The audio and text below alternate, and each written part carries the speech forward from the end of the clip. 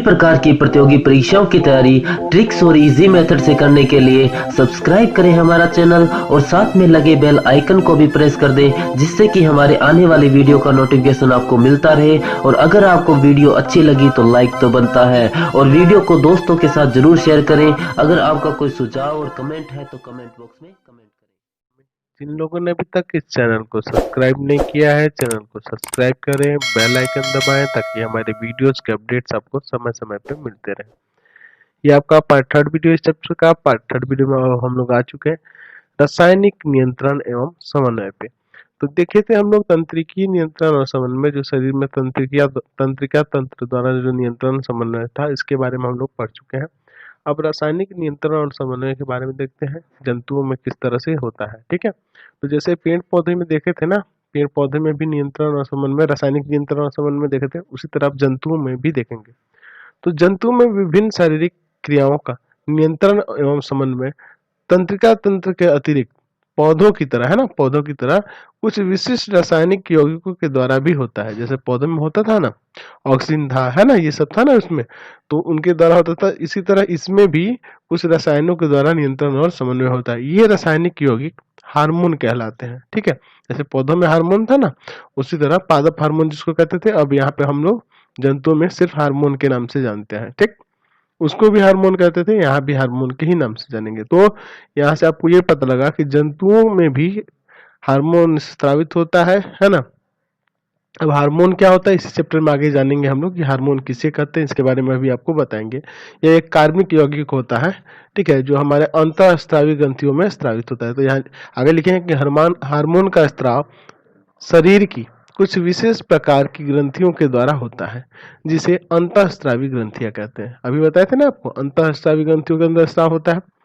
अंतःस्रावी ग्रंथियां नलिका विहीन ग्रंथियां भी कही जाती हैं। कहने का मतलब इसमें कोई नलिका नहीं होती है ना, कोई में इसमें नलिका नहीं होती है, इसलिए क्या कहते हैं इसको, नलिका विहीन ग्रंथियां।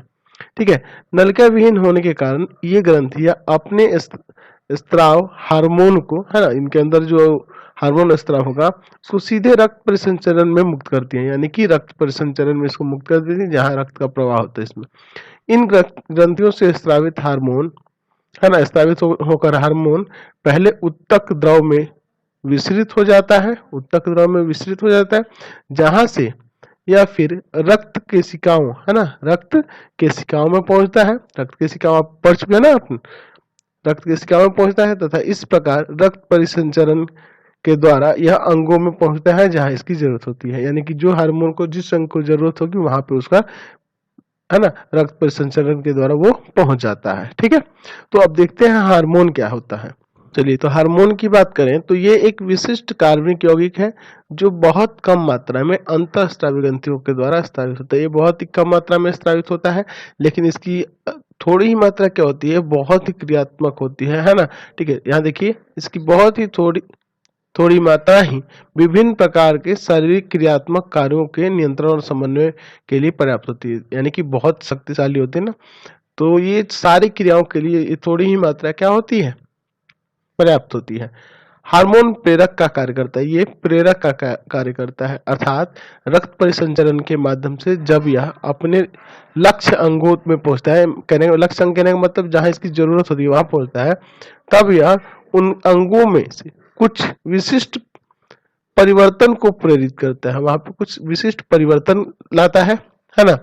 तंत्रिकीय नियंत्रण एवं समन्वय की अपेक्षा, है ना, जो तंत्रिकीय नियंत्रण और समन्वय होता है, यानी कि जो हमारे तंत्रिका तंत्र द्वारा जो नियंत्रण और समन्वय होती है, हार्मोन नियंत्रण एवं समन्वय का प्रभाव अपेक्षाकृत धीरे होता है। ठीक है, हार्मोन नियंत्रण और समन्वय क्या होता है, तंत्रिकीय नियंत्रण समन्वय से धीरे होता है। आप देख रहे थे ना कि आपके शरीर के आपके हाथ पे कुछ टच हुआ, उसका क्या होता है, तो रिसेप्टर्स उसको ले जाएंगे ना, उस तंत्रिका से होते हुए, है ना, उसको कहाँ तक ले जाते हैं, ब्रेन तक, और ब्रेन से उसकी प्रतिक्रिया तुरंत व्यक्त हो जाती थी, है ना। लेकिन ये जो हार्मोन के द्वारा नियंत्रण और समन्वय होता है वो धीरे होती है, परंतु इसके द्वारा उत्पन्न प्रभाव देर तक टिकता है। यानी कि हार्मोन के द्वारा जो प्रभाव होगा देर तक टिकता है, किसके अपेक्षा, रासायनिक नियंत्रण तंत्रिकीय नियंत्रण और समन्वय की अपेक्षा। ठीक है, इनकी रासायनिक रचना जटिल होती है ना। ठीक है, हार्मोन की जो रासायनिक रचना क्या होती है, जटिल होती है। तो अब आगे हम लोग देखते हैं कि ये हार्मोन जो होते हैं, जो अंतःस्रावी ग्रंथि बताया कि ये आपको ये पता चल गया कि हार्मोन जो है आपका, हार्मोन जो है, हार्मोन किसके अंदर स्रावित होता है, तो हमें पता चल गया कि ये अंतःस्रावी है ना, ग्रंथियों द्वारा स्रावित होता है। ठीक है, तो अंतःस्रावी ग्रंथि कौन कौन सी होती हैं, तो यहाँ से आपको पता चल गया कि जो अंतःस्रावी ग्रंथि होंगी बहुत सारी होंगी। शरीर में कौन कौन सी अंतःस्रावी ग्रंथियां पाई जाती हैं, तो उसके बारे में भी देखेंगे। तो ये एक जो अंतःस्रावी ग्रंथियां हैं, ये मिलकर एक क्या करेंगी, तो एक तंत्र का निर्माण करेंगे, जिसे क्या कहेंगे, अंतःस्रावी तंत्र। क्योंकि इसमें बहुत सारी ग्रंथियां है ना, तो वो सब मिलके क्या करेंगी, एक अंतःस्रावी तंत्र का निर्माण करेंगी। तो अब देखते हैं अंतःस्रावी तंत्र के बारे में, उसमें कौन कौन से अंतःस्रावी ग्रंथियां आएंगी और कौन कौन से हार्मोन उसमें स्रावित होते हैं। तो सबसे पहले सिर से है ना, ऊपर से शुरू करेंगे, है ना, अपने सिर से शुरू करेंगे और आगे बढ़ेंगे इसमें। ठीक है, तो हम लोग बात करते हैं सबसे पहले मनुष्य के अंतःस्रावी तंत्र में। तो ये अंतःस्रावी तंत्र में बहुत सारी ग्रंथियां पाई जाती हैं जो मिलकर एक अंतःस्रावी तंत्र का निर्माण करती हैं। ठीक है, ये सारी ग्रंथियां मिलकर क्या करती हैं, अंतःस्रावी तंत्र का निर्माण करती है। पहला है आपका पिट्यूटरी ग्रंथि, जैसे आप चित्र में देख रहे हैं यहाँ पे, ये पिट्यूटरी ग्रंथि है, नर मादा दोनों में है। दूसरा है थायराइड ग्रंथि। ठीक है, थायराइड ग्रंथि देख रहे हैं ना, ये नर मादा, ये गले के इस भाग में स्थित रहता है। आगे आप सबके बारे में आपको बताएंगे। पैराथायराइड ग्रंथि, पैराथायराइड ग्रंथि उसके जस्ट नीचे रहता है। फिर उसके बाद है एड्रिनल ग्रंथि, एड्रिनल ग्रंथि आप देख रहे हैं ना, एड्रिनल ग्रंथि आपका यहाँ, ये जो नाम देख रहे हैं ना, एड्रिनल ग्रंथि। फिर आपका है यहाँ पे अग्नाशय की लैरिक्स की दीपिकाएं। ठीक है, तो ये आपको चित्र में नहीं दिख रहा है, ये आपको आगे बताएंगे इसमें, है ना, अग्नाशय की इसी में होती है। ठीक है, अग्नाशय के अंदर ही होती है। ठीक है, आगे इसमें बताएंगे ये क्या होती है। ठीक, जनन ग्रंथियां, जनन ग्रंथियां दो तरह की होती हैं। ठीक है, नर में अलग होता है वृषण, और मादा में जो होता है अंडाशय होता है। तो चलिए एक एक करके सबके बारे में देखते हैं, उसमें कौन कौन से हार्मोन स्रावित होते हैं, उनसे क्या होता है उसको देखते हैं। पहला देखते हैं हम लोग पिट्यूटरी ग्रंथि के बारे में। तो यह कहाँ अवस्थित रहता है, यहाँ पे आपको दिख रहा है ना, सिर के इस भाग में। तो यह कपाल की स्फेनोइड हड्डियों में एक गड्ढे में स्थित रहता है ना, एक गड्ढे में स्थित रहता है। यह मस्तिष्क की अधर तल के मध्य में एक वृत्त, है ना, एक वृत्त द्वारा संबंधित रहती है। यहाँ देख रहे हैं ना, एक बिंदु द्वारा संबंधित। तो पिट्यूटरी ग्रंथि की बात करें तो ये अन्य महत्वपूर्ण अंतःस्रावी ग्रंथियों का भी नियंत्रण करता है। ठीक है, ये अन्य महत्वपूर्ण ग्रंथियों का भी नियंत्रण करता है, इसलिए मास्टर ग्रंथि से कहते हैं। क्या कहते हैं, मास्टर ग्रंथि भी कहा जाता है। तो इसके दो भाग होते हैं, पहला होता है अग्रपिंडक, दूसरा होता है पश्चपिंडक। तो अग्रपिंडक की बात करें तो अग्रपिंडक में अगर बात करें स्रावित होने वाले हार्मोन की, तो इसमें 7 तरह के हार्मोन स्रावित होते हैं। अग्रपिंडक में क्या होता है, 7 प्रकार का। तो पहला है आपका वृद्धि हार्मोन, पहला है आपका वृद्धि हार्मोन। सबके बारे में आपको जानना नहीं है, ठीक है, लेकिन हम आपको बता दे रहे हैं। वृद्धि हार्मोन है जो क्या काम करता है, तो ये वृद्धि का कार्य करता है, ये शरीर में वृद्धि का कार्य करता है, वृद्धि की कार्य करता है। ठीक है, शरीर में वृद्धि के कार्य होता है। इसी के कारण क्या होता है, शरीर विकसित होता है ना। अगर इसमें कमी आ जाए तो आपका शरीर बौना हो जाएगा। ठीक है, इसका दूसरा नाम जो है, इसका एक और नाम है जिसे कहा जाता है सोमेटो, सोमेटोट्रोपिक, सोमेटोट्रोपिक भी से कहा जाता है। ठीक है, सोमेटोट्रोपिक हार्मोन भी से कहा जाता है। दूसरा आपका हार्मोन जो है, दूसरा हार्मोन जो है जिसको कहते हैं प्रोलैक्टिन, प्रोलैक्टिन। प्रोलैक्टिन क्या करता है, तो ये क्या करता है कि ये आपका जो स्त्रियों में है ना, गर्भाशय के दौरान, ठीक है, जब गर्भ धारण करेंगे तो उस समय ये दो कार्य करता है। एक क्या करता है कि दूध पैदा करने का, ठीक है, दूध पैदा करने का, दूध उत्पन्न करने का। और दूसरा काम इसका क्या होता है, तो ये स्तन नलिकाएं जो होती हैं, है ना, स्तन नलिकाओं को विकसित करता है, स्तन नलिका को, स्तन नलिका को विकसित करता है। ठीक है, उसको विकसित करता है। ठीक, तीसरे हार्मोन की बात करें तो तीसरा जो होता है, तीसरा जो आपके शरीर में ये किस में, ये अग्रपिंडक में जो स्रावित होने वाला हार्मोन है उसको कहा जाता है थोराइड, थोराइड, थोराइड उदी उद्दीपक हार्मोन, थोराइड उद्दीपक हार्मोन। ठीक है। ये क्या काम करता है, थायराइड उद्दीपक हार्मोन की कार्य क्या है, तो ये क्या करता है कि थायराइड को विकसित करता है, जो थायराइड ग्रंथि है ना उसको विकसित करता है। वही यहाँ लिखवाए थे आपको ऊपर कि पिट्यूटरी ग्रंथि में अन्य महत्वपूर्ण अंतःस्रावी ग्रंथियां को भी नियंत्रण करता है यही, ठीक है। तो ये कौन है, थायराइड ग्रंथि को भी नियंत्रित करता है, कहने का मतलब कि उसको विकसित करता है, ठीक। अगला चौथे हार्मोन की बात करें तो चौथा हार्मोन हो जाएगा आपका, जिसे कहा जाता है Adreno Adreno cortico cortico Adreno cortico trophic, ठीक है। ये हार्मोन क्या करता है, तो ये हार्मोन जो है रक्त प्रवाह को है ना, रक्त प्रवाह को कंट्रोल करता है। ये क्या करता है, रक्त प्रवाह को तेज करता है, रक्त प्रवाह को तेज करता है, ठीक है। उस तरह पांचवें हार्मोन की बात करें, यहाँ लिख दे रहे ऊपर, पांचवें हार्मोन की बात करें तो पांचवा जो हार्मोन होगा उसको कहते हैं ल्यूटिनाइजिंग,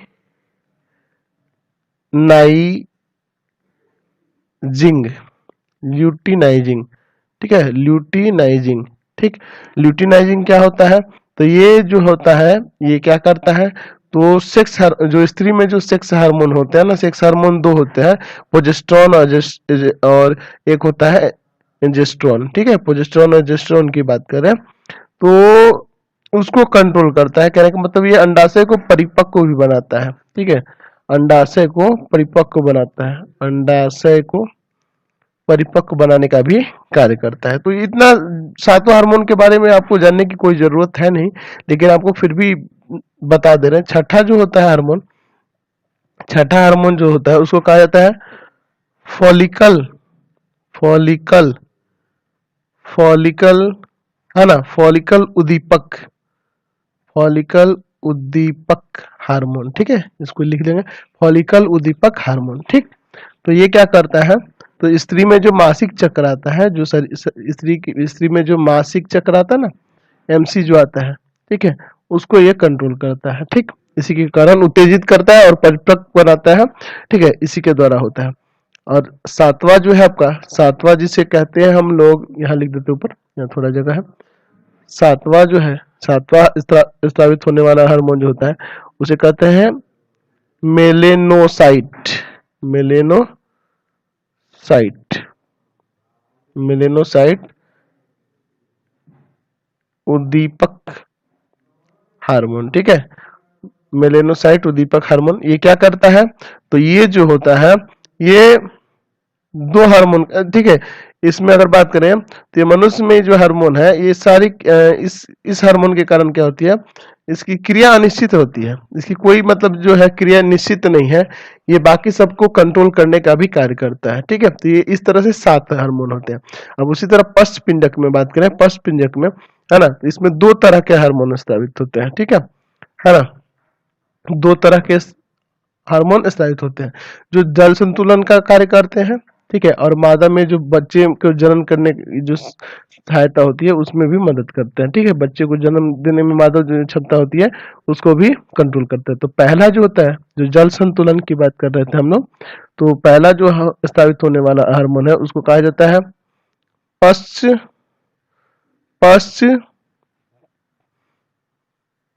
पिट्यूटरी,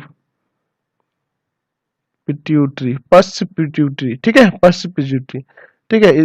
ये क्या करता है, पश्च पिट्यूटरी क्या करता है, तो ये जो शरीर में जो जल का संतुलन है उसको बनाए रखता है, ठीक। दूसरा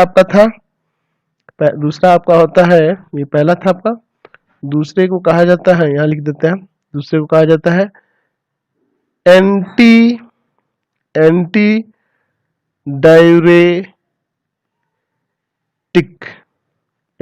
डाययूरेटिक, ठीक है। ये क्या करता है, ये एंटी डाययूरेटिक हार्मोन क्या करता है, तो ये शरीर में जो मादा होती है, ठीक है, जो मादा होती है ना, तो उनमें क्या होता है, बच्चे के जन्म में ये सहायता करता है, ठीक है। चलिए यहाँ से क्लियर हो गया। अब चलते हैं अगले हार्मोन की तरफ। तो अगले ग्रंथि के बारे में पहले देखेंगे, तो ये तो आप समझ गए ना पिट्यूटरी। अब चलेंगे थायराइड में। चलिए हम लोग बात करते हैं अब थायराइड ग्रंथि के बारे में। बात करें थायराइड की, तो ये मनुष्य में यह ग्रंथि द्विपिंडक रचना होती है ना, यह ग्रंथि श्वास नली यानी कि ट्रैकिया के दोनों ओर, है ना, लैरिक्स के नीचे स्थित रहती है। ठीक है, यहाँ पे स्थित रहती है दोनों ओर, देख रहे हो ना, द्विपिंडक है ना, यहाँ देख रहे इधर भी इधर भी, यहाँ पे देखिए इस तरह से दिख रहा है ना। ये क्या करती है, तो इस ग्रंथि में दो पिंड यानी कि, है ना, किससे जुड़े रहते हैं, इस्थमस के द्वारा एक दूसरे से जुड़े रहते हैं। ये दोनों इस्थमस के द्वारा, है ना, इस्थमस के द्वारा ये जुड़े रहते हैं। इन ग्रंथियों द्वारा स्त्राव थायरॉक्सिन होता है। ठीक है, इसके अंदर क्या होता है, कौन स्त्राव होता है, तो थायरॉक्सिन हार्मोन का स्त्राव होता है। थायरॉक्सिन के संश्लेषण के लिए क्या होता है, तो आयोडीन की आवश्यकता होती है। ठीक है, इस हार्मोन में आयोडीन की अधिक मात्रा होती है। थायरॉक्सिन क्या करता है, तो थायरॉक्सिन जो होता है हमारे शरीर में कार्बोहाइड्रेट कार्बोहाइड्रेट कार्बोहाइड्रेट वसा, प्रोटीन, है ना, ये सब हमारे शरीर में होता है ना, तो इनके उपापचय क्रियाओं को नियंत्रण करता है। ठीक है, अब देखिए आयोडीन की कमी से क्या होता है कि हमारे शरीर में घेघा रोग हो जाता है। अगर देखते हैं ना, घेघा रोग हो जाता है, तो ये क्या होता है कि ये थायराइड ग्रंथि ही, जब आपके शरीर में आयोडीन की कमी होगी तो आयोडीन को पूरा करने के लिए थायरॉक्सिन, ये जो आपकी जो ग्रंथि है थायराइड, ये बड़ी हो जाएगी, और बड़ी हो जाएगी तो आप देखते हैं समानता से ये बड़ी हो जाएगी ताकि इसकी आयोडीन ज्यादा निकल, है ना, ये अपने आप बड़ी हो जाएंगी ताकि इसको आयोडीन ज्यादा मिल सके। ठीक है, तो उसी को हम लोग घेघा रोग के नाम से हम लोग जानते हैं। ठीक है, ये याद ध्यान में रखिएगा। घेघा को गल, है ना, गलगंड भी कहा जाता है। घेघा को हम बता दें तो आपको गलगंड भी कहा जाता है। घेघा, है ना, याद रखिएगा, कहीं कहीं पे एग्जाम में ऐसे घेघा दे देगा या गलगंड दे दे। ठीक है, दोनों का मतलब एक ही है, या फिर गोइटर दे दे। ठीक है, गोइटर दे दे, ये भी, तीनों का मतलब भी एक ही होता है। तो एक सामान्य रोग है। ये क्या होता है, इसमें ये गले के इस भाग में ये बड़ा सा एक घाव जैसा, है ना, बाहर की तरफ उभरा हुआ भाग निकल जाता है। जैसे आपको रुकी दिखाते हैं, है ना, गले के इस भाग में ये इस तरह का जो रचना देख रहे हैं, ये बाहर निकल गया। ठीक है, तो यही होता है। अगला बात करते हैं हम लोग पैराथायराइड ग्रंथि के बारे में। ये देखिए, ये जो थायराइड ग्रंथि है उसी के जस्ट नीचे अवस्थित रहता है। ठीक है, ये मटर की समान, है ना, मटर की आकृति होती है इसकी, है ना, पाली युक्त ग्रंथि, देखिए मटर के दाने के समान गोल। ठीक है, ये थायराइड ग्रंथि के पीछे स्थित रहती है और संयोजी उत्तक के एक संपुट द्वारा उससे अलग रहती है। ठीक है, यहाँ संयोजी उत्तक के एक संपुट द्वारा ये अलग रहती है। ठीक, अब देखिए इसमें स्रावित होने वाला जो हार्मोन होता है वो होता है पैराथोराइड। ठीक है, पैराथोराइड हार्मोन ही स्रावित होता है। ठीक है, ये क्या करता है, ये क्या करता है, तो ये हड्डियों, है ना, हमारे शरीर में जो हड्डी होती है, बोन्स होते हैं, और किडनी को उनको इफेक्ट करता है। इफेक्ट करने का मतलब है कि ये जो है ना, ये शरीर में कैल्शियम की मात्रा को नियंत्रित करता है। तो आपको पता है कि हड्डियों में हमारे कैल्शियम पाया जाता है, जिसके कारण हड्डियां मजबूत होती है ना। तो दोनों का कहने का मतलब यही है कि कैल्शियम की मात्रा को नियंत्रित करने का मतलब ही है कि ये हड्डियों को, किडनी को क्या करता है, मजबूत बनाता है, उसको सहारा प्रदान करता है या उसको नियंत्रित रखता है, कैल्शियम की मात्रा को। अगला हम लोग बात करते हैं एड्रिनल ग्रंथि। यहाँ जो देख रहे हैं ना एड्रिनल, ये वाला भाग को, ठीक है, ये कहाँ अवस्थित रहे, तो देख रहे हैं आपका किडनी है, ये किडनी है ना, किडनी के जस्ट ऊपर है। ठीक, नर में भी और मादा में भी, देख रहे हैं किडनी के जस्ट ऊपर। तो देख रहे हैं, आगे इसको पढ़ते हैं, यह सुप्रारीनल, है ना, सुप्रारीनल ग्लैंड भी कहलाता है। ठीक है, इसको सुप्रारीनल ग्लैंड भी कहा जाता है। ठीक, यह ग्रंथि प्रत्येक वृक्क के ऊपरी सिरे पर अंदर की ओर स्थित रहती है। वृक्क के ऊपरी सिरे पर अंदर की ओर, ये दो भागों में बटी रहती है। बाहरी भाग को कार्डेक्स और दूसरी अंदर वाले भाग को मेडुला कहते हैं। ठीक है, इनके कार्य जो है अलग अलग है। पहला देखते हैं हम लोग एड्रिनल कार्डेक, है ना, कार्डेक्स का, सॉरी, एड्रिनल कार्टेक्स का कार्य जो है उसके बारे में देखते हैं, और इससे कौन कौन से हार्मोन स्रावित होते हैं और उनके काम क्या क्या है उसको देखते हैं। ठीक है, तो यहाँ दो भाग में बटा हुआ है, आपको यहाँ से पता चल गया कि इसको सुप्रारीनल ग्लैंड भी यानी ग्रंथि भी कहा जाता है। ठीक है, ये दो भागों में बटा रहता है, ये वृक्क के, है ना, जस्ट ऊपर रहता है, किडनी के जस्ट ऊपर स्थित रहता है। ये दो भाग में बंटा रहता है, पहले वाले को कार्टेक्स कहते हैं और दूसरे को मेडुला कहते हैं। कार्टेक्स की बात करें तो कार्टेक्स में स्रावित होने वाले ये 3 हार्मोन हैं। कौन कौन से हैं? ग्लूकोकार्टिक्वाइड्स, है ना, कार्टिक्वाइड्स। ठीक है, यह क्या करता है तो भोजन उपापचय में इसकी महत्वपूर्ण भूमिका होती है। भोजन उपापचय, है ना, ये कार्बोहाइड्रेट, प्रोटीन, वसा उपापचय का भी नियंत्रण करता है। शरीर में जल एवं इलेक्ट्रोलाइट्स के नियंत्रण में भी सहायक होता है। ठीक है ना, इलेक्ट्रोलाइट्स के भी नियंत्रण में यह सहायक होता है। ठीक, तो ये किसके किसके क्या क्या काम करता है? ये भोजन के उपापचय क्रियाओं में, है ना, जैसे कार्बोहाइड्रेट, प्रोटीन और वसा उपापचय का भी नियंत्रण करता है। शरीर में जल एवं इलेक्ट्रोलाइट्स के नियंत्रण में भी सहायक होता है। दूसरा आपका है मिनरलो कार्टिक्वाइड्स। ठीक है, मिनरलो कार्टिक्वाइड्स। ठीक है, ये थोड़ा टेढ़ा टेढ़ा नाम है, ठीक है, लेकिन इससे आपको कोई दिक्कत नहीं है, नाम याद रख सकते हैं यहाँ से।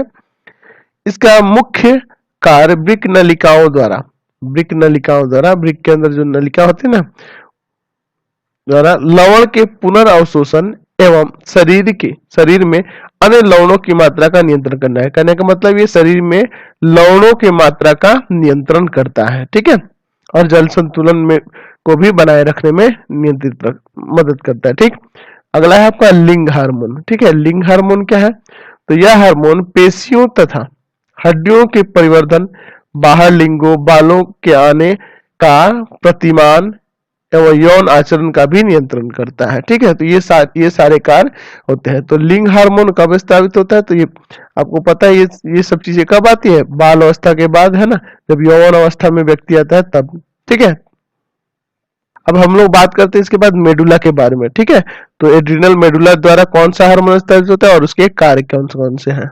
तो इसके अंदर दो प्रकार के हार्मोन स्रावित होते हैं। पहला जो होता है इसे कहा जाता है एपिनेफ्रिन।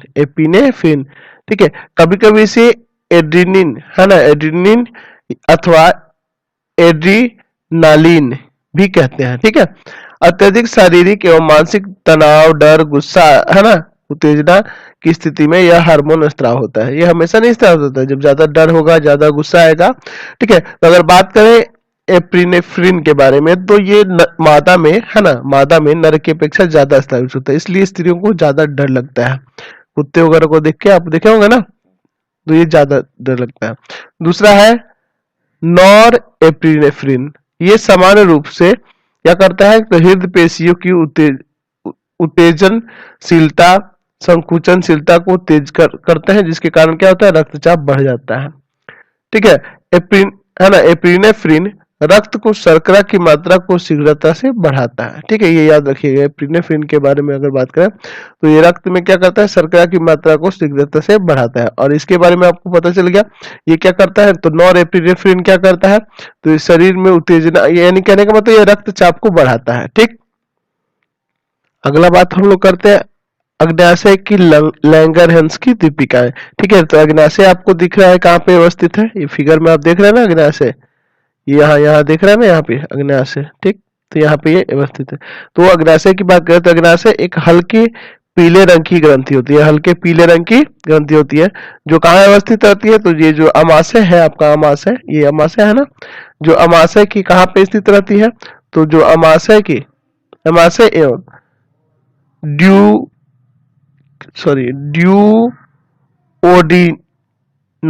ड्यूओडिनम के बीच अवस्थित रहती है। ठीक है, ड्यूओडिनम इसको यहाँ पे इस वाले भाग को कहा जाता है, इन दोनों के बीच में यहाँ पे अवस्थित रहती है यहाँ पे। ठीक, अब देखिए इसमें क्या होता है तो इसमें अग्न्याशय में विशेष प्रकार की कोशिकाओं के समूह पाए जाते हैं। इसमें बहुत विशेष प्रकार की कोशिकाओं के समूह पाए जाते हैं, जिसे कहते हैं लैंगरहैंस की दीपिकाएं। जिसे किस नाम से जानते हैं? लैंगरहैंस की दीपिकाएं के नाम से हम लोग इसे जानते हैं। ठीक, इसमें स्रावित होने वाले है ना, स्रावित ग्रंथि जो है ये अंतर स्रावित ग्रंथि है ना एक तरह की, ये उसी की तरह कार्य करती है। ठीक, इसमें जो स्रावित हार्मोन होते हैं वो रक्त में ग्लूकोज की मात्रा को नियंत्रित करते हैं। ये क्या करते हैं? रक्त में ग्लूकोज की मात्रा को नियंत्रित करते हैं। ये कौन कौन से हार्मोन होते हैं तो इसमें स्रावित होने वाला हार्मोन जो है, पहला हार्मोन की बात करें तो इंसुलिन होता है, इंसुलिन कहते हैं। ठीक है, दूसरे की बात करें तो आपका ग्लूका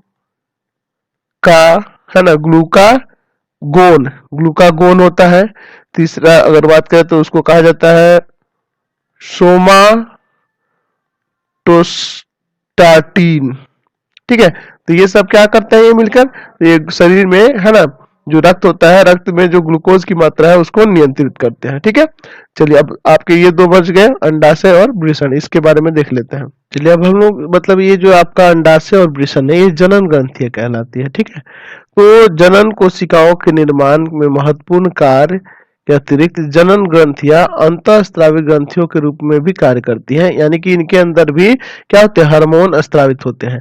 तो अगर हम लोग बात करें, अगर हम लोग सबसे पहले बात करते हैं अंडाशय की। ठीक है, तो अंडाशय की बात करें तो ये मादा में पाया जाता है। ठीक है, अंडाशय मादा में पाया जाता है और ये कहाँ अवस्थित रहता है, तो उदर गुहा में स्थित रहता है। ये उदर गुहा में स्थित रहता है, मादा के उदर गुहा में स्थित रहता है, नीचे की ओर।